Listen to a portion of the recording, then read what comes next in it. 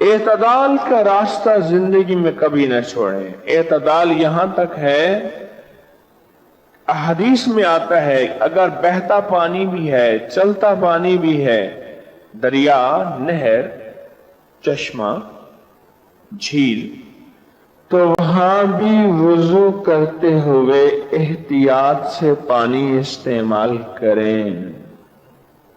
घर की खवातीन बर्तन धोते हुए, कपड़े धोते हुए और घर धोते हुए जितना पानी ज़ाय करती हैं, रिस्क ज़ाय हो रहा है, उन्हें एहसास नहीं होता।